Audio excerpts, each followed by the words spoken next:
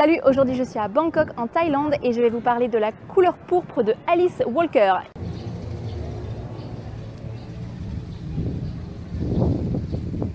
Avant de commencer, je voulais vous préciser que cette vidéo fait partie du Femini Books, un projet créé par Opaline qui s'étend sur tout le mois de juin. Chaque jour, vous avez une vidéo qui présente un livre traitant du féminisme et je vous invite d'ailleurs à consulter l'intégralité des vidéos. Dans la description de la mienne, vous verrez la vidéo qui a été postée hier et celle qui va être postée demain. Donc comme je disais, moi aujourd'hui je vais vous parler de La couleur pourpre de Alice Walker. Donc c'est un livre qui est assez ancien et qui a reçu le prix Pulitzer pour la fiction.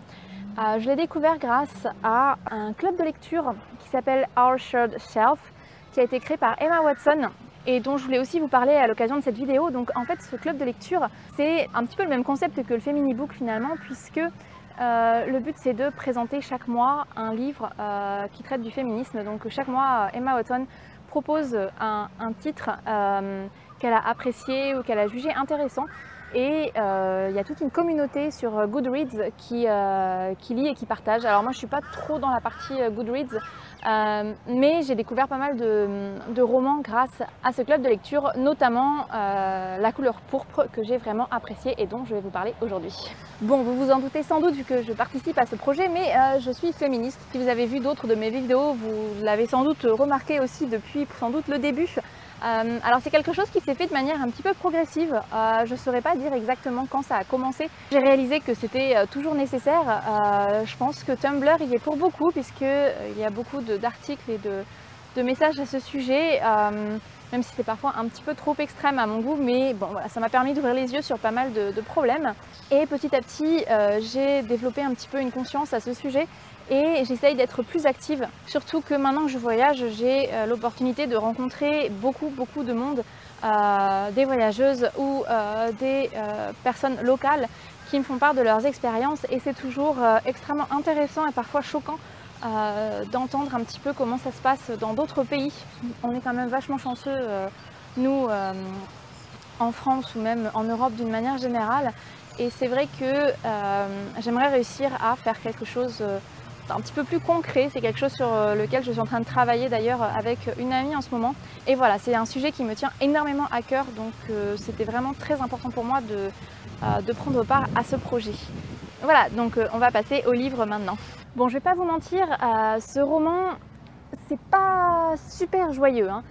Ça raconte l'histoire de Célie, une jeune femme noire américaine qu'on suit depuis son enfance à travers des lettres qu'elle adresse d'abord à Dieu puis à sa sœur. Son histoire est plutôt horrible car dans la première lettre en fait on découvre qu'elle vient de se faire violer par son beau-père alors qu'elle n'a que 14 ans je crois à peu près, et le reste de l'histoire en fait c'est son parcours personnel dans une vie violente et difficile. On la voit se développer et s'affirmer grâce au modèle féminin fort qui gravite autour d'elle. Alors il y a plusieurs thèmes qui sont développés dans ce roman. Les principaux sont le racisme, la religion et le sexisme. Et comme vous vous en doutez, vu le thème de ce projet, le Femini Books, aujourd'hui nous on va s'intéresser au sexisme. Et du coup plusieurs aspects sont développés dans ce roman. Donc les plus traditionnels, l'inégalité entre les sexes. Ça parle également de violences sexuelles et conjugales. Et ça montre l'importance de la solidarité féminine et de la libération sexuelle des femmes. Alors Célie commence comme un parfait stéréotype de la soi-disant femme idéale. Elle est passive, calme, obéissante et silencieuse. Alors c'est en partie dû à son histoire, hein. Comme je vous le disais, elle a été violée à ses 14 ans et ensuite son beau-père l'a mariée de force à un homme qui à la base voulait épouser sa sœur. Et il n'accepte Célie que pour qu'elle puisse s'occuper de ses enfants à lui. Il se retrouve ensuite à la battre et à la violer à son tour. Donc tout au long du roman, on suit l'évolution finalement de Célie dans cet univers violent et ses rencontres parce qu'elle rencontre des femmes fortes qui vont lui apprendre à s'affirmer, à tenir tête aux hommes de sa vie. Alors je ne vous cache pas que c'est un processus qui est long et douloureux, mais qui est vraiment très intéressant à suivre. Et elle découvre également sa sexualité à travers sa relation avec Shug. Donc, il y a beaucoup de personnages féminins qui sont très intéressants à découvrir. J'en ai fait une petite sélection de mes favoris. que je vais vous présenter maintenant. Donc comme je viens de la mentionner, Shug d'abord. Alors Shug, c'est une femme sans complexe qui s'assume complètement. Elle vit sa vie comme elle l'entend. Alors c'est une bisexuelle confirmée et c'est celle qui aura le plus d'impact sur la vie de Célie en lui offrant des opportunités, un exemple, un modèle à suivre et de l'amour puisque c'est la seule personne qui va vraiment aimer Célie pendant toute sa vie, à part sa sœur Nettie, mais bon, c'est un cas un petit peu particulier. Mais voilà, Shug, c'est vraiment une figure stable, plus ou moins, dans toute la vie de Célie, puisque elle découvre son existence presque dans la première lettre, je crois, donc elle doit avoir entre 14 et 15 ans, à travers une photo, puisque Shug est une chanteuse plus ou moins connue dans sa petite communauté. Et c'est comme ça qu'elle va découvrir son existence. Deuxième personnage féminin que j'aime beaucoup, c'est Sophia. Alors Sophia, c'est une battante. Elle refuse la violence que veut lui imposer son mari et lui fait bien comprendre qu'elle ne se laissera pas faire. Elle refuse aussi les rôles que la société tente de lui imposer, aussi bien en tant que femme qu'en tant que black. C'est la première femme forte à qui Célie est confrontée et sa liberté lui fait peur au début. Ce qui est intéressant aussi, c'est que les rôles sont inversés dans son couple et son mari a du mal à s'y faire car il veut se conformer au modèle de son père qui bat sa femme, même si lui, il ne souhaite pas vraiment. Une autre femme intéressante, alors Céline n'y est pas directement confrontée, elle entend juste parler de son récit, c'est une missionnaire blanche. Je ne crois pas que son nom soit mentionné, ou si c'est le cas, je ne l'ai pas noté malheureusement. Donc cette missionnaire, en fait, elle voulait échapper à la vie que ses parents y avaient choisie, c'est-à-dire un mariage sans amour et tout ce qui va avec. Et en fait, elle s'est barrée en Afrique comme missionnaire afin de pouvoir avoir la paix et écrire ses romans. Donc techniquement à la base, elle n'est pas partie par vocation, elle est juste partie pour avoir la paix. Donc c'est aussi un point de vue intéressant. Donc ce livre a plusieurs messages en ce qui concerne le sexisme en tout cas. Le premier, c'est que la solidarité féminine est vraiment importante et très positive, que l'éducation est une chose qu'il ne faut pas prendre à la légère parce qu'elle est tout aussi importante et elle permet de comprendre à quoi on a droit et qu'on mérite du respect. Également que personne ne devrait accepter des violences car elles ne sont jamais normales et ça c'est quelque chose que Célie découvre progressivement. Ensuite, peu importe ta sexualité, tu dois l'accepter car c'est important pour avancer dans ta vie. Et ça c'est quelque chose que Célie découvre aussi grâce à Shug. Et enfin, même si le monde autour de toi est violent, il y a toujours un moyen de s'en sortir et il ne faut pas perdre espoir. Donc voilà, ça ce sont les principaux messages.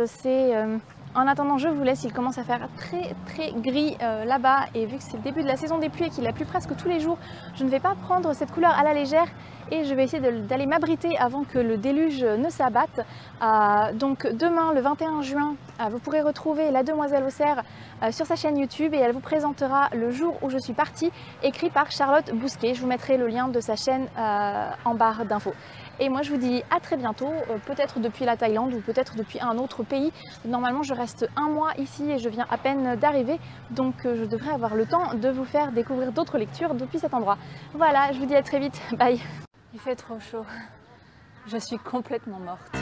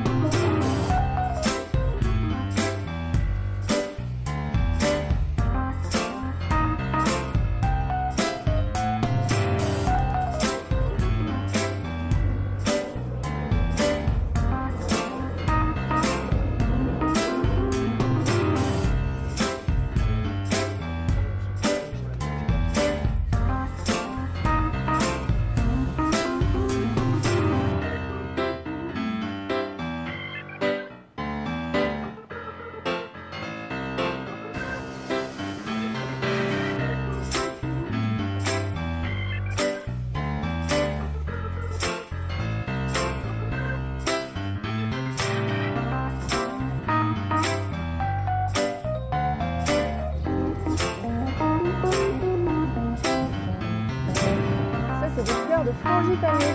Il y en avait partout à Bali et ça m'avait bien manqué. Elles sont vraiment magnifiques.